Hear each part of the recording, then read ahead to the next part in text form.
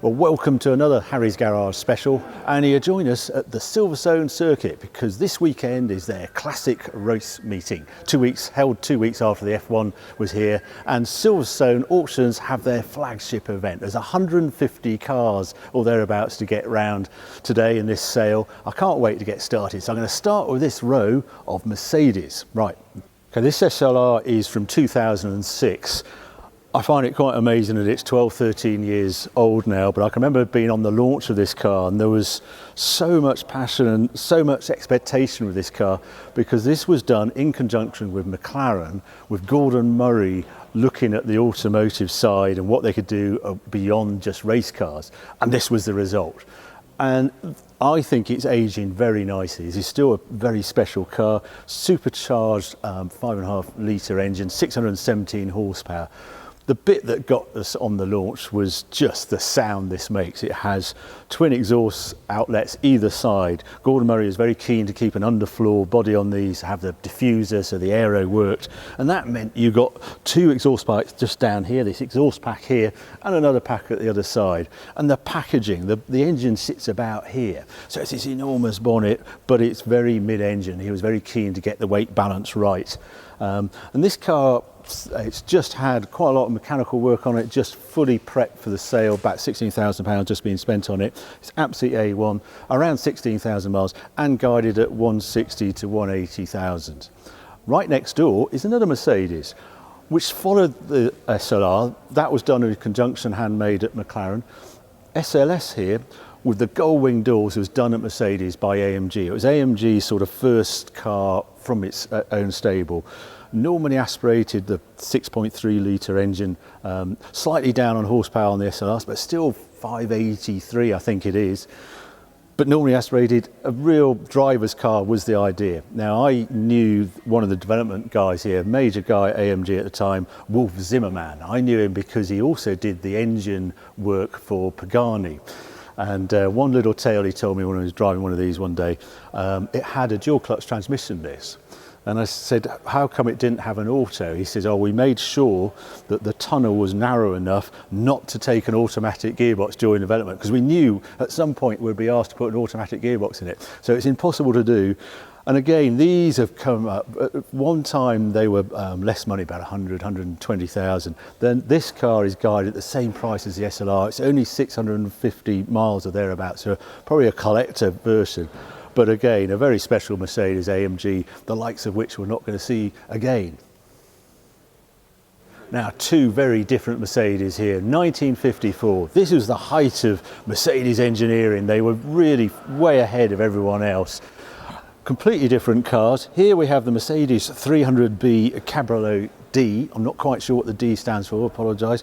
But what a statement car it was from Mercedes, automatic gearbox. But what strikes me about this car, look at the number of doors. It's a 4-door convertible. That's really hard to do. How they did it, if I open this door, you have to think, how does that rear door hinge? Well, it has its own little pillar there, so you can still have 4 doors on your convertible.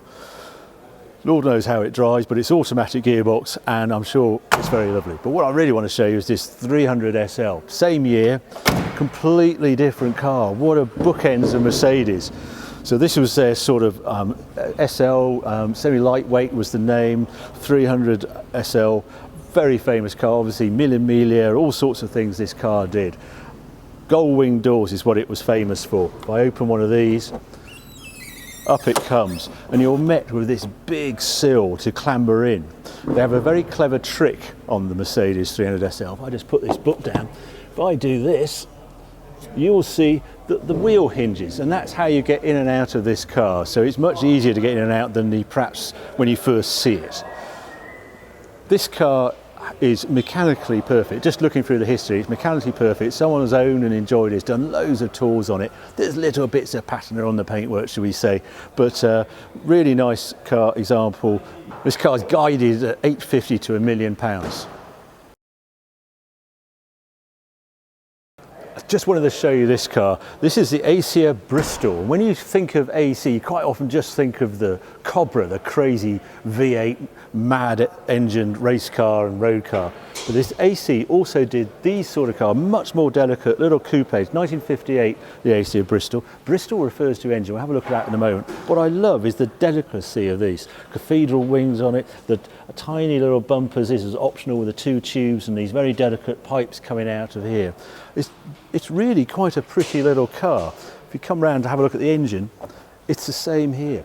It was the originally came from the BMW 328 engine, and there's this straight six in here. They're utter delight, lightweight little car. If you look at the placement of that engine, wheels are here. It's right, back, so perfect weight distribution. A lovely little car, guided at about 110, 120,000 pounds. Concours winner example, this car, and very rare and very usable.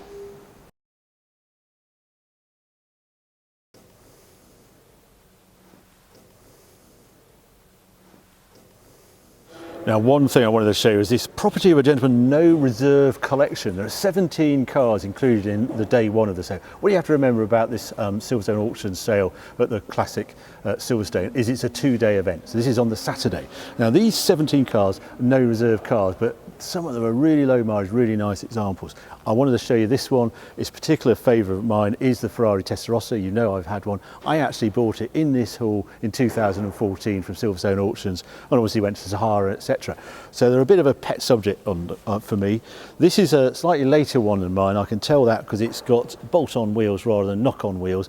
Plus side of that is it means it takes normal sized tyres, twin mirror, magnolia leather, red, etc. This one is only 15,000 miles though. It's just been prepared for sale by Bob Houghton. They put new belts, etc. on it, which is what I would like to see.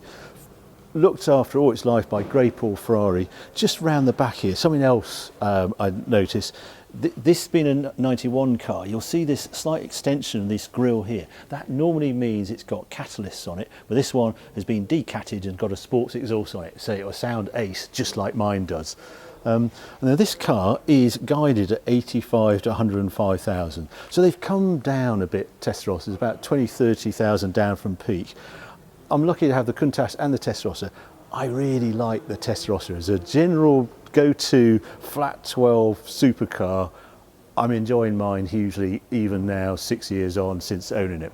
So I'll be very interested to see what this sells for in the sale. But there's some other cars in this collection which I'll come and show you later. Now, I just wanted to stop by this Ferrari 575 because I just love the spec of it. It's a green with tan, although Ferrari have a much better name for the green. They called it Verde Zeltwig, which is a terrific name. And it's an unusual combination, and I follow on Instagram, Make Green Great Again. I think there's a bit of a theme going, and you just don't see cars like this Ferrari 5.7 in this sort of colour. Also, 575 over 550. The big thing is, well, the 575 got the F1 gearbox, and when it was new, everybody sort of ticked the box for that. But now, the engine is a chunk more powerful than the 550. Driving back to back is quite noticeable on power. This was a true 200 miles an hour car. Ferrari quoted 202 miles an hour for this car, 4 point something to 60. And they're so usable. I was lucky to run a 550, did 40,000 miles in it and loved it. It's a gentleman's car. And I think this looks very smart. You could turn up anywhere you want. Nice little things, the shield as well. And this car is guided at 85 to 105,000 pounds. Just a lovely example. Right, now we've got two very special Ford Sierra RS 500 Cosworths. One, the race version, Andy Rouse Engineering prepared back in the day. I think I remember seeing this car actually race at Silverstone back in 1988 or somewhere out then. It was epic BTCC at the time. It was door-to-door action, every race. The RS 500 with the turbos was the car to beat. The little E30 M3s were managing the wet and things, they were banging doors, but Andy Rouse in this livery. Caliber, for those who don't remember, was an alcohol-free beer that was newly introduced for drivers. Even this car just about got me to drink it, but it wasn't that nice actually. But lovely to see here and beautifully prepared. What I loved about this period is how close they were to the road car. So this RS500 was introduced with some little trick bits of air and things to put on the race car. And if you look at them side by side, you can see exactly where it's gone. So the rear spoiler got an extra lip on the back. The lights even are the same. This is just blue film. They actually had to carry the lights and indicator, and if you open the doors up, even the door card inside is the same as the road car. Now this race car, this after the season had finished, it actually went out to Bathurst Museum in Australia and then bought by a famous racer in New Zealand, and it's been campaigning all sorts of races over there, newly flown in from over there back to the UK, fully prepped. I was looking at the engine on this and it's just a delight under here. The trick with these was how much the RS500 got a bigger turbo. You got additional double injectors as well, but it's also road car, race car. It's very recognisable. Even the airbox looks the same to me. And this is heavy actually because this is steel. So a real bit of touring car history. I'm told by someone who already competes in it, they're almost fearing this car arriving on the grid because it's going to be right at the front of the grid. And to me, I think this is worth, it's estimated at 150 to 180,000. I would have thought that always going to be popular. That's a great buy. Now, the RS500 road car we have here, this is just 35,000 miles from new. One owner. What I love about this is basically unmodded, apart from the rear silencer looks as though it's been replaced. But this was owned by a gent who used it minimally.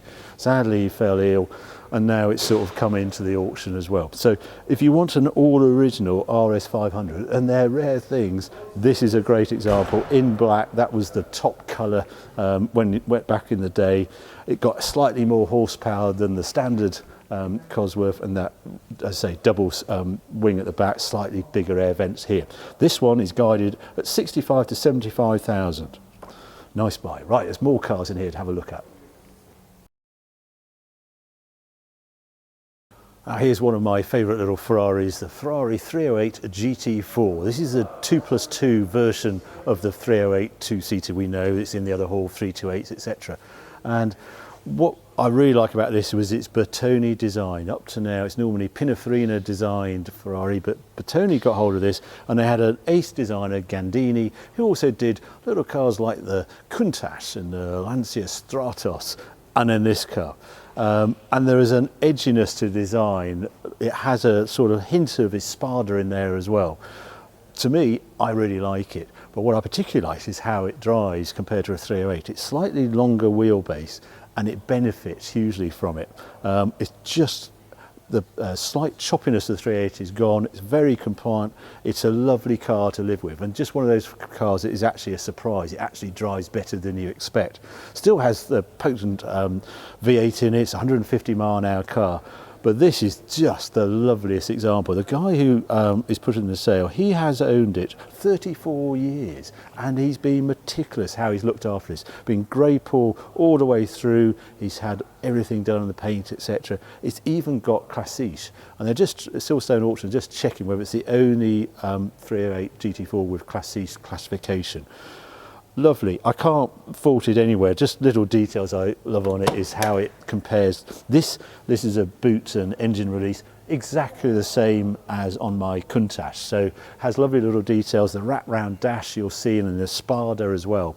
So really nice example. It has the original 14-inch wheels come with it. They're in the box. It's got these split rim, slightly bigger wheels with it, and guided what I think is a very reasonable 40 to 50,000. You won't find a better example than that one there. Okay, I want to show you a couple of Porsches now from the 90s. First of all, this one, a 1991 928 GT. Love it in this colour, the linen interior as it's termed, that light interior with this red exterior, I think sets it off. I think the guy who had the number plate must have owned a type of Ferrari at some point, I don't know, with that number plate on it. This one is a really nice one. I've not seen one as tight as this for a long time, but then it's only done, I think it's 24 5,900 miles. But what is pretty special about this, it's a manual, 5-speed manual in here, super tidy in here. It's got all the books, all the history for them. And this was top Porsche at the time. It was Porsches, were they going to go down this route? We're going to have the other one we're going to have a look at is the Ultimate Turbo. But there was so much technology when I look at this now, with the movable wheel, the steering column went up and the dials went up as well. But there's another little fun feature I wanted to show you on this, and that I have to open the back up with. If I do, you pull a thing there, you can hear lots of whirling happening at the back, because this is actually how it locks, a mechanical lock. I'll lift this up. You've got this crazy curtain here hiding the boot, but some features some people don't know about. There's obviously a 2+2, the 928, and if you're a rear passenger and you're finding the sunshine is sort of blinding, you've got your own sun visors that go down for the passengers as well. That's a sort of example of how thorough the engineering was on the 928. Now let's go and have a look at the turbo. And then we get to this, the 1989 Porsche 930 Turbo. And what makes this particularly special is it has a G50 gearbox, which is just fitted in the last few thousand examples of this one. And also the SE spec, which added some very strange side sills to it, a bit like the Lamborghini Countach Anniversary here, and then these vents here, an open rear wing to feed air into the back. I sort of like these in black. It sort of suits the turbo to me, this sort of colour. Again, linen interior as well. So you've got to think, Porsche had these two ultimate flagship models at the top of its range, the 928 GT and then this car as well. I've owned one of these. I really enjoyed it. I mean, part of me missed the 4-speed gearbox perversely, because it really emphasised the lag of this engine. The 5-speed is the better solution. It does make it a better car, and they're sought after as well. They are worth more. Looks really quite tidy, this one. Inside it's got sports wheel and a little emblem saying it's an SE spec on the gearbox as well. But what gets me about these two Porsches, how different the values are now. The 928, even at 25,900 miles, is guided at 55 to 65,000. This Porsche G50 Turbo is guided at 90 to 110,000 pounds. Almost twice the price now for the air-cooled 911 Turbo, when Porsche wasn't sure which way to go, and it bet on the 911 in the end, and look where it's headed now. Right, so many more cars in here. There's a lovely Integrale. I'm going to have to show you that one. Now here's a bit of an oddity. Look at this AMG Metro 6R4. Have you ever seen anything like it? I mean, look mad anyway, but this one's particularly mad because this is the Group B spec. And they did this to about 20 of the 200 Clubman spec cars they sold off. But what's really weird about this car is, one, as you can see, it's unpainted, and two, it has done a total mileage of 7 miles. Well, it's almost into 8. If it goes into the next haul, it'll be on 8 miles. And it's just as it was delivered by MG back in the day. Quite crazy. I mean, it's 1985, this car. Ignore the wheels, by the way. They're slave wheels, as they're termed, just to roll it around. It comes with its unique wheels. But inside, you see there's covers on the seats. Around the back, there's plastic on the rear window. It is as it was delivered and hasn't done a thing since. It fires up, engine runs beautifully. It sort of hasn't been cherished through its life. It's just one of those time warp examples, barn find if you like, and it probably fetched quite a lot of money in that state, even though it's unpainted, no competition history whatever. Somehow it's quite appealing for this box fresh example. 200 to 240,000 guide price. Go find another. This is a car you don't often see in a sale, the Maserati Bora. This is 1975, this car. They made them from 71 to 79, 540 examples. It's a Giugiaro design, so you might know him better for VW Mark 1 Golf. But he also did this in the Camzin as well. And this was a time when Maserati was owned by Citroën. And the partnership obviously gave us a Citroën SM, craziness with a Maserati engine in the Citroën. and it went the other way. So this has the Maserati 4.7 litre V8 engine that they had, but then a mix of crazy Citroen hydraulics, so the powered brakes were in here and things, and they were showing how modern they were, taking on, I suppose, the Ferrari 512 in this age, so mid-engined, but they added new features. Look at this stainless steel roof, have you ever seen that? And then the disc wheels as well at the side, this sort of very odd futuristic look for the wheel. Then you open the inside and you see the seats, which are just like these giant deck chairs. If I just take that out there, look at those seats, don't you just want to sit in there?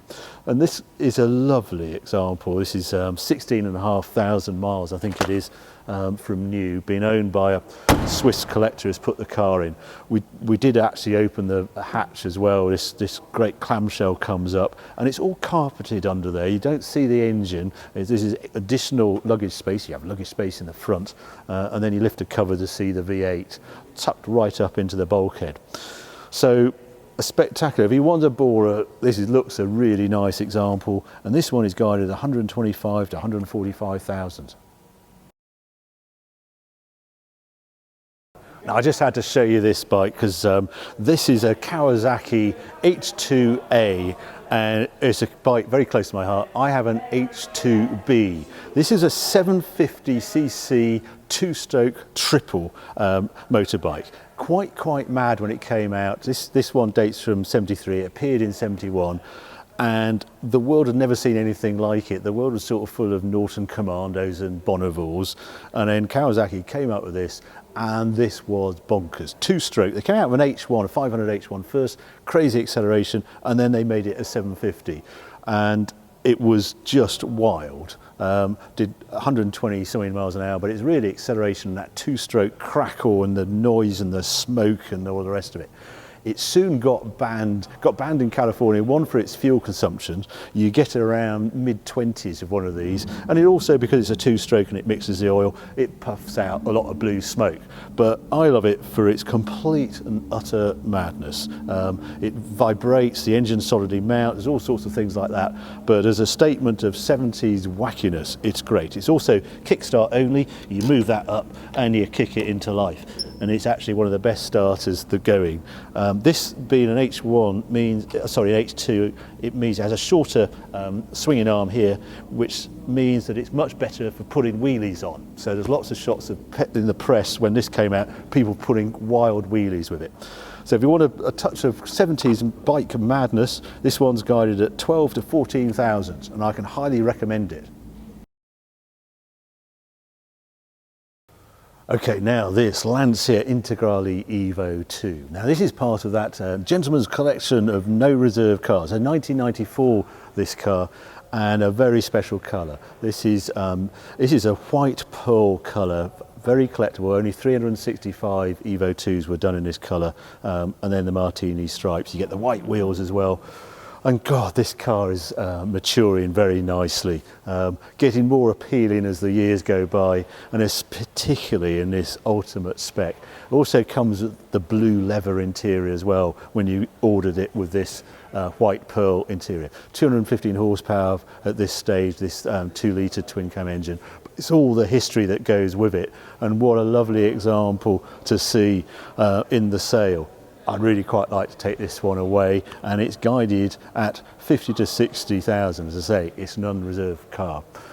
Now, it's the final car I'm going to feature because I could stay here all day. There's some wonderful other cars here. There's a Renault Turbo 2 I was desperate to show you, but I've hit the maximum number of cars I include in the video. If you want to have a look at these, go on to Silverstone Auctions website. There's a whole e-catalogue there, and then if you want to bid on it, then you have to register. You can bid online on the day, or you can register to bid and come and get your catalogue and come actually the sale itself. Remember, it's a 2-day sale this weekend, Saturday and Sunday. You need to be in the circuit to get in there, but there's so much to see and so much theatre, automobilia as well. So I hope you enjoyed this video. If you have, keep watching, keep subscribing, more videos coming along very soon.